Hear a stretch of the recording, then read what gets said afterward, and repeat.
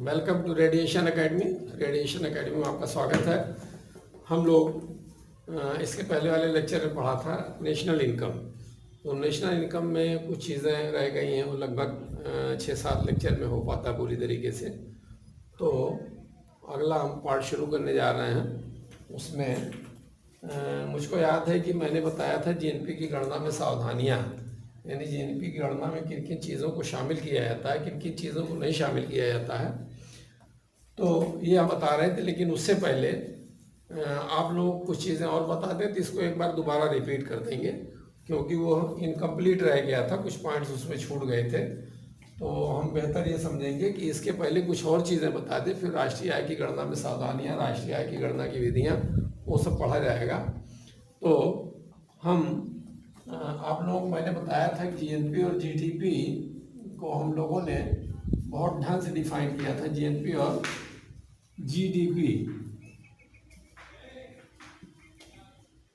तो इसमें मैंने ये बताया था कि किसी राष्ट्र के समस्त व्यक्तियों द्वारा एक वित्तीय वर्ष के दौरान अर्जित आय का योग होती वो जीएनपी होती है, समस्त नागरिकों द्वारा। और इसमें लेक्चर देखेंगे आप, इस जीएनपी वाला शुरू का, तो उसमें आएगा, क्लियर हो जाएगा।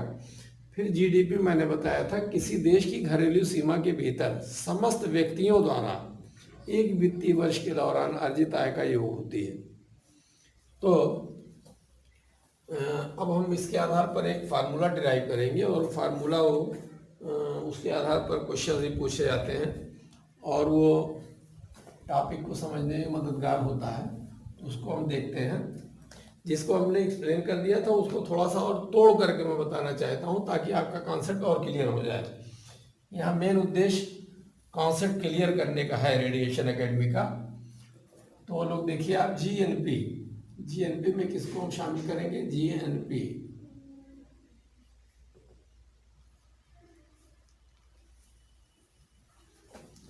चल नहीं रही है पेन, इसके थोड़ा सा सूख गई लगता है।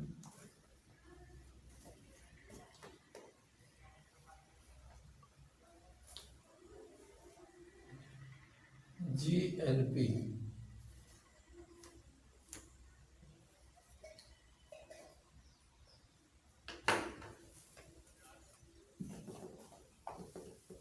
जीएनपी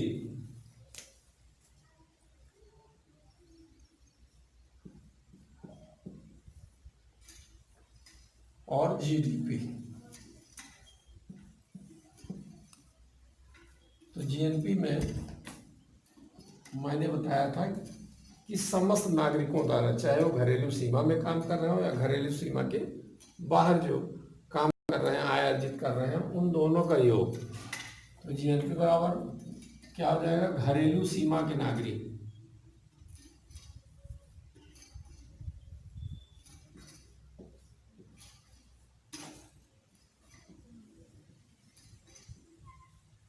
के नागरिक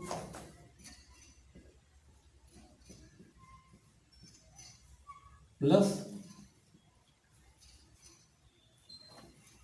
घरेलू सीमा से बाहर के नागरिक।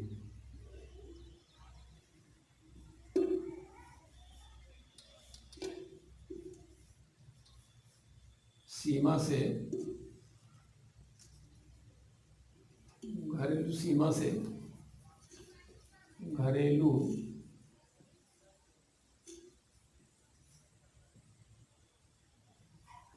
सीमा से बाहर के नागरिक, यानी विदेशों में रह रहे नागरिक।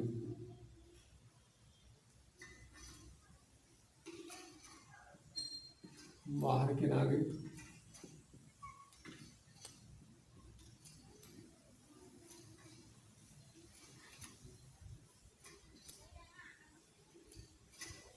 और इसमें क्या होगा? घरेलू सीमा के नागरिक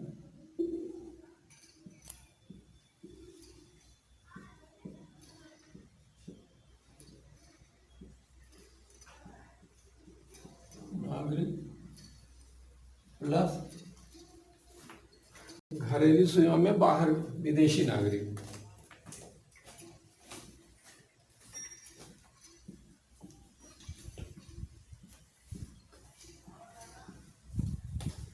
सीमा में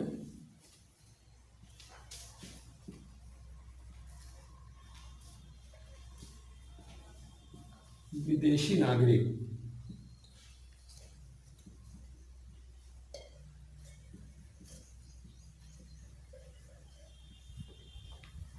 तो आप एक चीज ध्यान दीजिए, जीएनपी में क्या क्या है, घरेलू वे नागरिक जो भारत के घरेलू सीमा में काम कर रहे हैं, ये हो गया। और वे नागरिक जो घरेलू सीमा से बाहर के नागरिक यानी विदेशों में जो काम कर रहे हैं, तो यहाँ नागरिक ही हैं, वो भारतीय ही हैं, चाहे वो घरेलू सीमा में काम कर रहे हैं या दूसरे देश की सीमा में काम कर रहे हों। इन दोनों के आय का योग क्या हो जाएगी, जीएनपी हो जाएगी। और जीडीपी में किसको शामिल करते हैं, जो घरेलू सीमा में चाहे विदेशी नागरिक हों या स्वदेशी नागरिक हों, जो भी भारतीय भौगोलिक सीमा में काम कर रहे हो, चाहे जल सीमा हो, वायु सीमा हो, थल सीमा हो। वो सीमा हमने बताया था क्या सीमाएं हैं उस आगे इसके पहले वाले लेक्चर में, तो अब यहाँ बहुत ज़्यादा उसको बताने की आवश्यकता नहीं है। वो लेक्चर आप लोग देखेंगे तो आपका क्लियर हो जाएगा ये। तो घरेलू सीमा के नागरिक प्लस घरेलू सीमा में विदेशी नागरिक। तो एक चीज़ देखिए आप ध्यान से, तो ये चीज़ घरेलू सीमा के नागरिक, घरेलू सीमा के नागरिक, ये दोनों में कॉमन है। तो अगर इस चीज़ का पक्षांतर कर लिया जाए और घरेलू सीमा के नागरिक की वैल्यू, इससे देखिए आप, घरेलू सीमा के नागरिक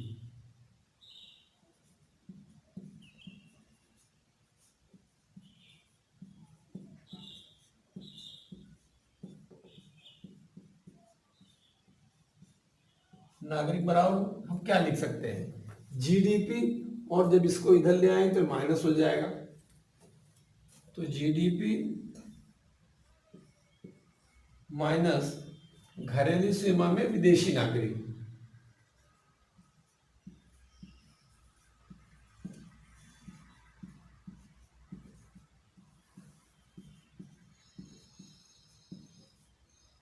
विदेशी नागरिक ये मिला हमको इस समीकरण से। तो अगर इसकी वैल्यू, वो यहाँ क्या लिखा है, घरेलू सीमा के नागरिक, तो अगर इसकी वैल्यू जो ये आई है, ये इसको अगर हम यहाँ रख दें तो क्या हो जाएगा, इसको रख करके देखते हैं। तो जीएनपी इक्वल टू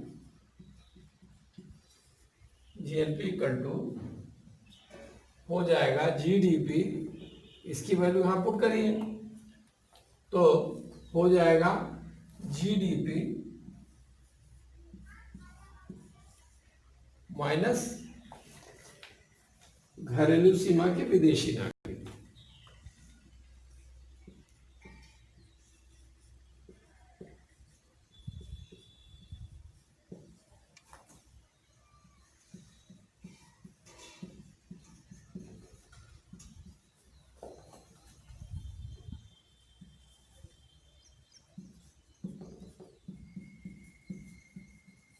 नागरिक,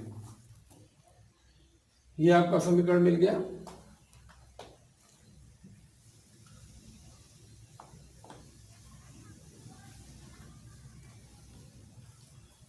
GNP equal to GDP minus घरेलू सीमा के विदेशी नागरिक, या इसको हम इस तरीके से भी ले सकते हैं कि जीडीपी इक्वल टू जीएनपी। अब ये जब इक्वल निशान के इसको ले जाएंगे क्या होगा, साइन चेंज हो जाएगा, तो जीएनपी प्लस घरेलू सीमा के विदेशी नागरिक।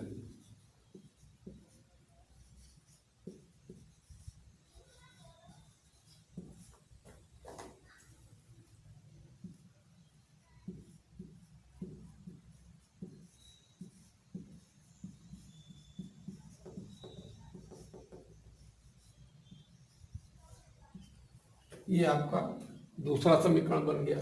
अंतर क्या है कि यहाँ GDP equal to GNP plus ये और GNP equal to GDP minus ये। तो जीएनपी में तो इसका क्या मतलब हुआ कि जीएनपी में जो घरेलू सीमा के विदेशी नागरिक, घरेलू हमारे घरेलू सीमा में जो विदेशी नागरिक हैं उनको जीएनपी में नहीं शामिल किया जाता है, जबकि जीडीपी में घरेलू सीमा में जो विदेशी नागरिक काम करने वाले हैं उसको सम्मिलित किया जाता है। ये बताने का मकसद था मेरा। और ये आपका दूसरा समीकरण बन गया। इसको थोड़ा सा और साफ लिख लीजिए।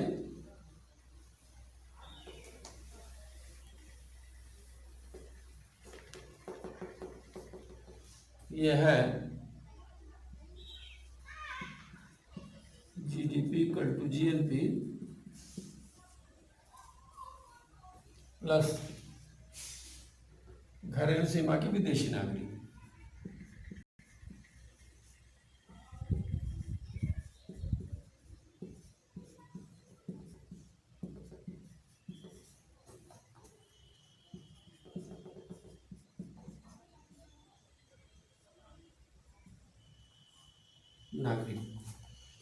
ये आपका दूसरा समीकरण बन गया।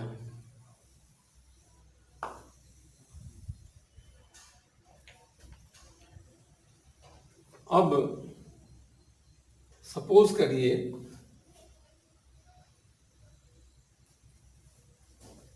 कि जो बाहर से जो हमारे देश के नागरिक विदेशों में काम कर रहे हैं उनके द्वारा भेजी गई आय को हम अंतर प्रवाह मान लें। अंतर प्रवाह बाहर से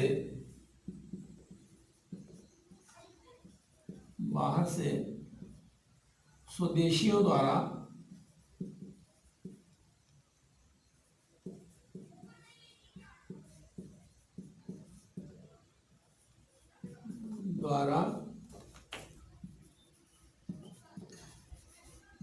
भेजी गई आय, तो अगर हम अंतर प्रवाह यानी सपोज करिए एक्स मान लें, एक्स, तो ये हो जाएगा। और घरेलू सीमा से विदेशियों द्वारा भेजी गई, घरेलू सीमा से विदेशियों द्वारा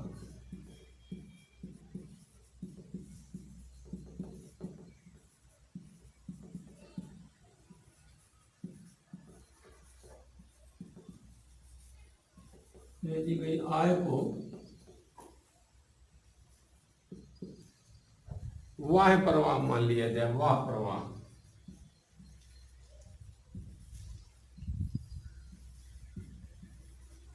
यानी इसको एम अगर मान लिया जाए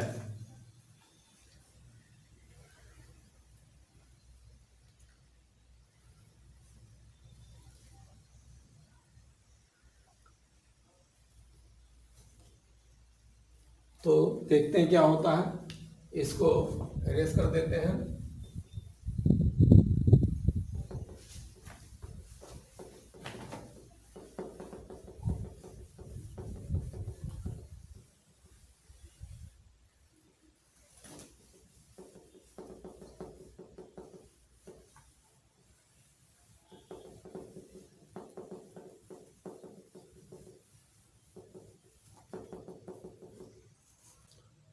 वाई पर मान लिया जाए तो जीएनपी इक्वल टू हो जाएगा GNP equal to GDP minus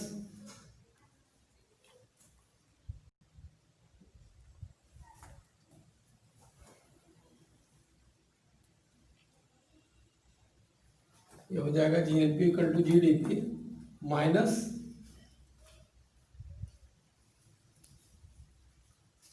विदेशियों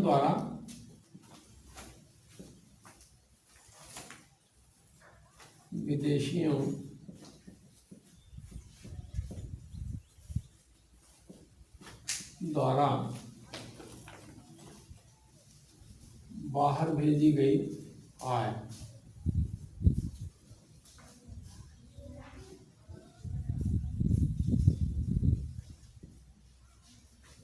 आय। तो अगर हम बाहर से स्वदेशियों द्वारा भेजी गई आय को x मान लें और घरेलू सीमा से विदेशियों द्वारा भेजी गई आय को y प्रवाह m मान लें, तो हम इसको इस तरीके से लिख सकते हैं, GNP equal to GDP minus x minus m।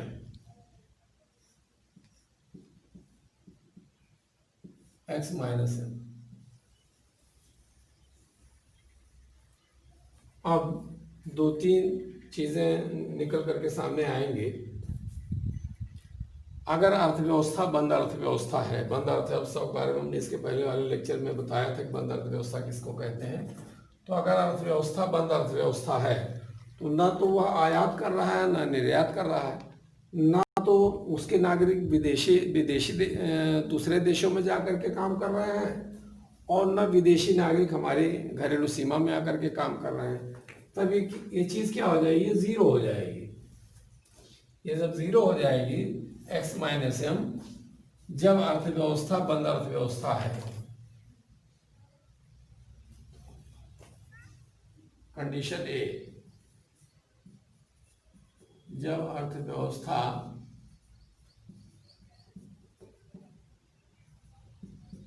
बंद है तो क्या होगा, तो x minus M equal to zero.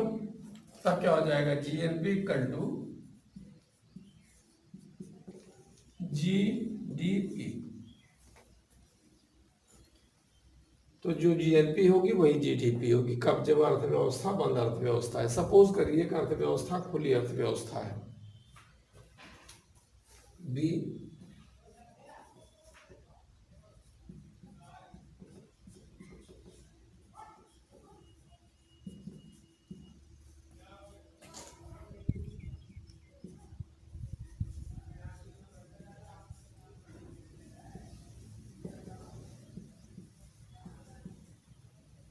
व्यवस्था है, तब क्या होगा, तो GNP बड़ा होगा कि GDP। इसमें तीन कंडीशंस लागू होंगी कि GNP बड़ा हो सकता है और GNP छोटा हो सकता है। GNP कब बड़ा होगा, GNP कब और GDP कब बड़ा होगा, या GNP कब छोटा होगा और GDP उससे बड़ा होगा, यह इस बात पर निर्भर करेगा कि इसका जो अंतर प्रवाह है वो कैसा है और वायु प्रवाह कैसा है। वायु प्रवाह ज़्यादा है कि अंतर प्रवाह ज़्यादा है। तो हम देखते हैं कि जब अर्थव्यवस्था खुली अर्थव्यवस्था है और GNP नंबर वन, खुली अर्थव्यवस्था में यदि GNP is greater than GDP number one, तो क्या होगा, तो इसका अर्थ यह हुआ कि अगर GNP बड़ा है GDP से, तो इसका अर्थ यह हुआ कि बाहर से स्वदेशियों द्वारा भेजी गई आय यानी x वह अधिक है, तो x is greater than m। इसको इस तरीके से भी कह सकते हैं, यदि x बड़ा है m से, यानी अंतर प्रवाह अगर अधिक है वायु प्रवाह से, तो क्या होगा, GNP is greater than GDP। तब GNP जो है GDP से बड़ा होगा और तब निष्कर्ष ये निकल करके आएगा कि पहली चीज, अगर x is greater than m तो GNP बड़ा होगा GDP से। तो इस कंडीशन में क्या होगा, और दूसरी क्या कंडीशन क्या होगी, अगर x is greater than m तो GNP बड़ा होगा GDP से, पहली चीज। दूसरी चीज क्या होगा, राष्ट्रीय आय के जो चक्रीय प्रवाह है, यानी जो आना जाना लगा हुआ राष्ट्रीय आय का, वो क्या होगा, उसमें वृद्धि होगी, क्योंकि बाहर से भेजी गई आय अधिक है, तो राष्ट्रीय आय के चक्रीय प्रवाह में क्या होगा, वृद्धि होगी। आय के चक्रीय प्रवाह में वृद्धि होगी।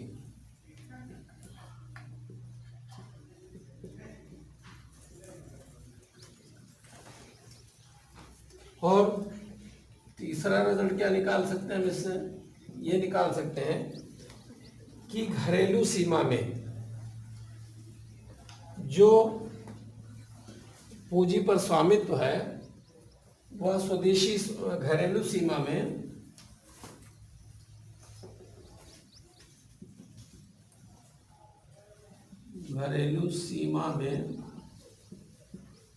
पूंजी पर स्वदेशी स्वामित्व अधिक होगा।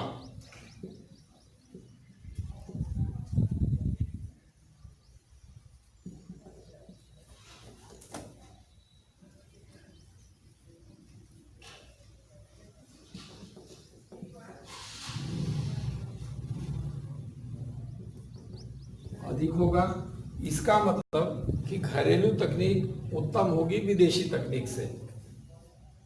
नंबर 4, घरेलू तकनीक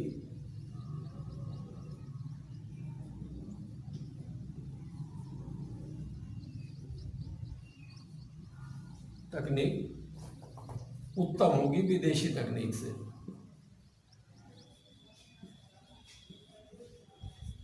ओके, तो ये चार निष्कर्ष निकल करके तो हमारे सामने आए। जब x यानी वह अगर अंतर प्रवाह अधिक है, x अधिक है m से y प्रवाह से, तो GNP is greater than GDP। Number 1। Number 2, आय के चक्रीय प्रवाह में वृद्धि होगी।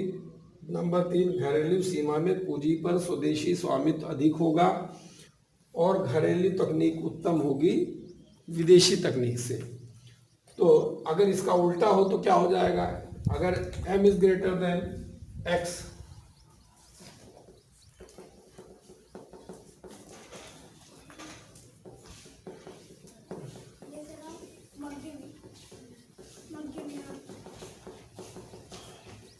इसके अपोजिट क्या निष्कर्षण निकाल सकते हैं? इसको अवरेज कर देते हैं।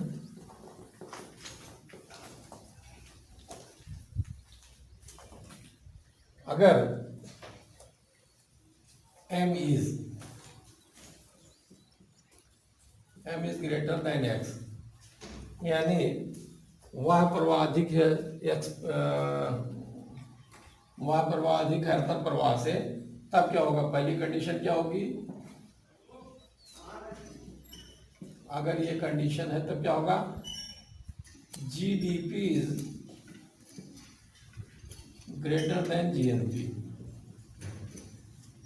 दूसरी चीज क्या होगी? आय की चक्रीय प्रवाह से निकासी होगी या कमी होगी।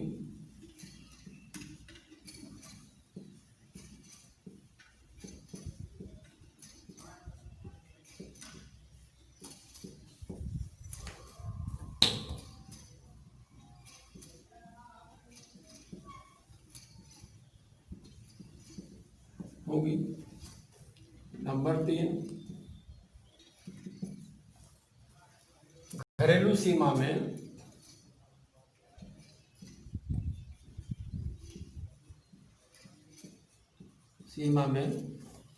पूंजी पर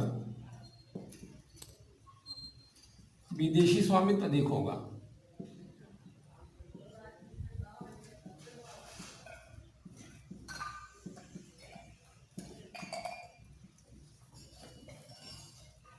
विदेशी स्वामित्व अधिक होगा।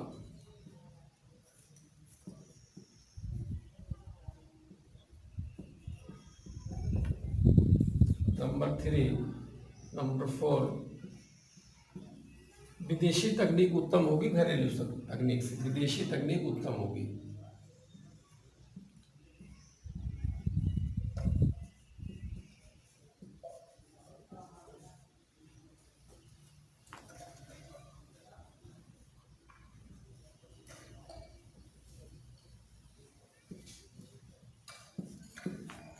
ये 4 निष्कर्ष ये निकल करके आए।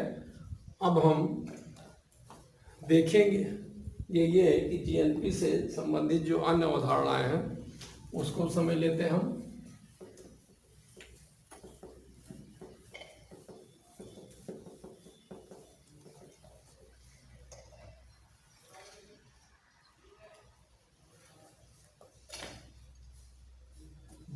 जीएनपी की गणना की विधियां।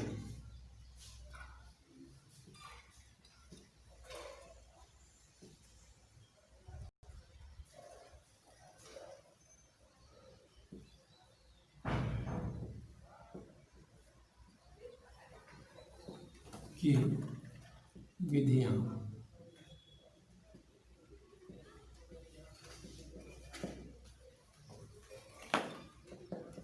तो 4 विधियां बनाई जाती हैं।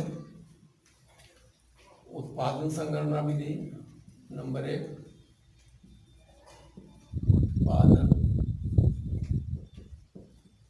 संगणना विधि नंबर 2, आय संगणना विधि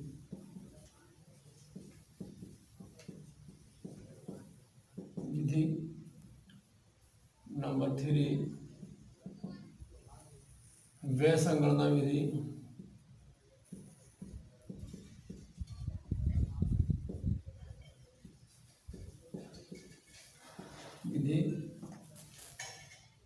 नंबर 4, सामाजिक लेखांकन विधि।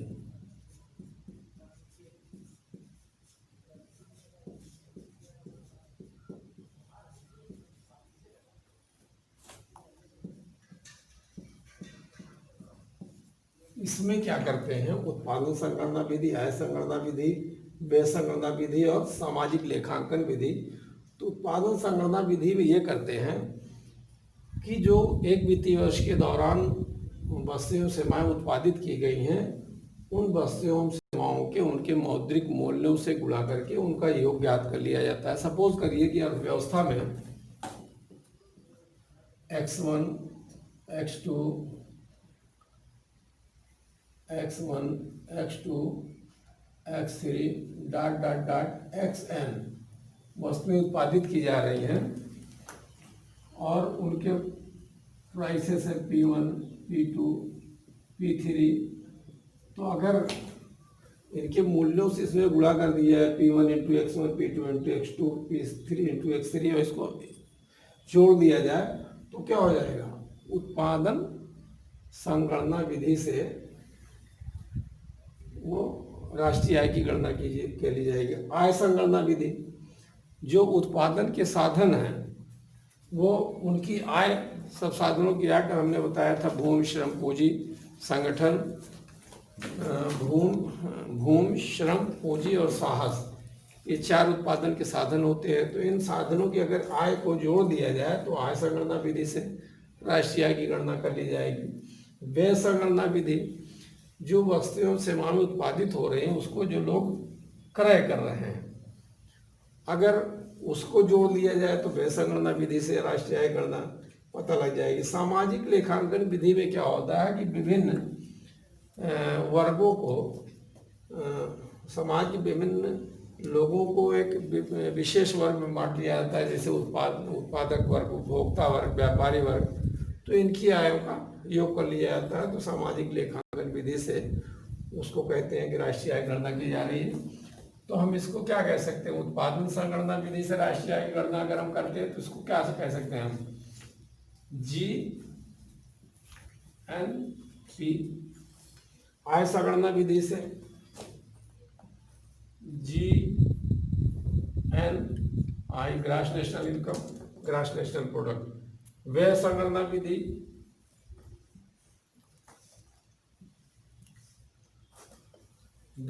विधि हम इसको क्या कह सकते हैं?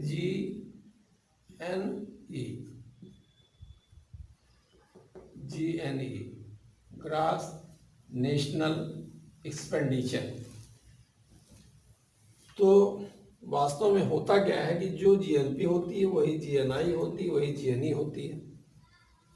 ये कैसे होती है अभी हम बताते हैं उसको एक एग्जाम्पल के थ्रू। तो जो जीएनपी है वही जीएनआई है, वही जीएनई है। तो चाहे उत्पादन संगणना विधि से राष्ट्रीय आय गणना की जाए, आय संगणना विधि से राष्ट्रीय आय की गणना की जाए, व्यय संगणना विधि से राष्ट्रीय आय गणना की जाए, सामाजिक लेखांकन विधि से राष्ट्रीय आय की गणना की जाए, ये जो विधियां हैं इसके बावजूद राष्ट्रीय आय की गणना में त्रुटियां रह जाती हैं। त्रुटियां कम किया जाए, त्रुटियों को न्यून करने के लिए राष्ट्रीय आय की गणना 4 विधियों से की जाती है। तो कहने का मतलब ये है कि जो जीएनपी है वही जीएनआई है, वही जीएनई है। ये कैसे है, अब एक हम आप लोगों को एग्जाम्पल देते हैं, उसके माध्यम से इसको समझाते हैं कि जीएनपी, जीएनआई और जीएनई कैसे एक दूसरे के बराबर होते हैं।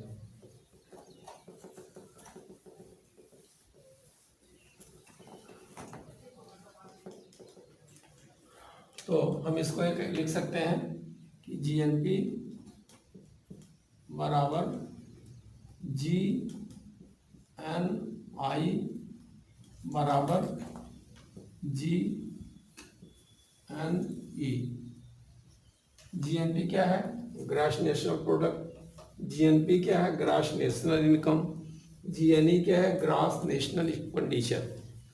सपोज करिए, वैसे तो तमाम वर्ग होते हैं व्यापारी अर्थव्यवस्था में। व्यापारी वर्ग होता है, घरेलू क्षेत्र होता है, व्यापारिक क्षेत्र होता है, सरकारी क्षेत्र होता है, विदेशी क्षेत्र होता है, तमाम क्षेत्र होते हैं। लेकिन हम आप लोगों को आसानी से समझाने के लिए 2 ही क्षेत्र को ले रहे हैं। मान लीजिए कोई अर्थव्यवस्था है द्विक्षेत्रीय है, जिसमें घरेलू क्षेत्र है, हाउस सेक्टर है, और विदेशी क्षेत्र वो व्यापारी क्षेत्र है, बिजनेस सेक्टर है।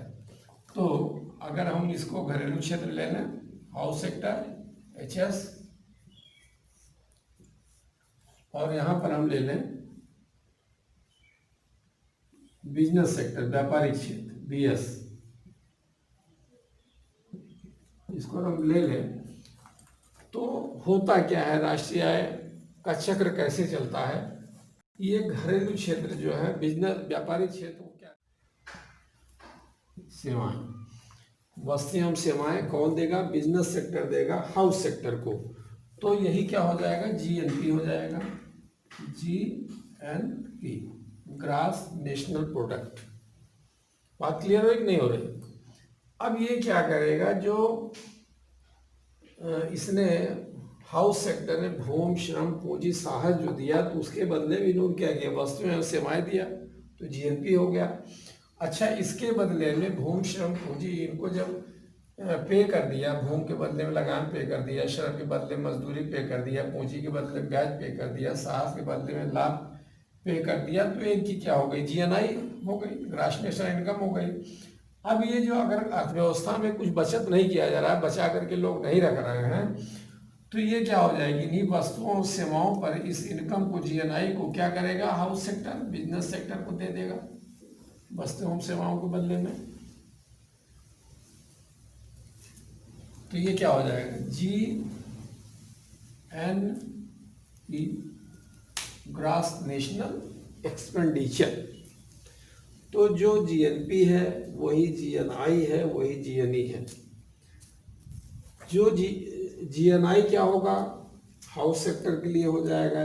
GNP क्या हो जाएगा? बिजनेस सेक्टर के द्वारा हाउस सेक्टर के लिए हो जाएगा।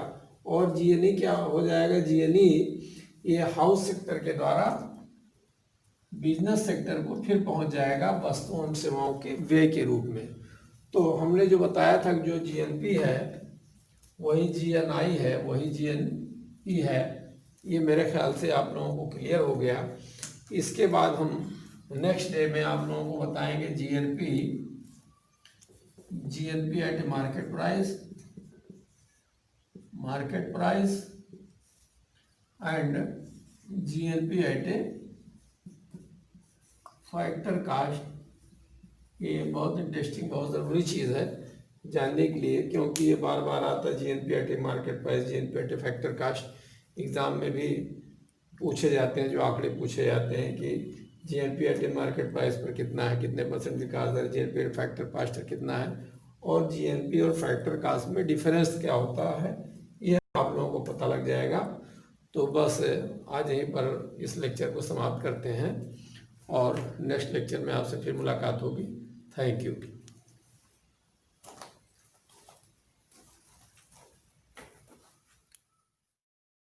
Subscribe now and press the bell icon.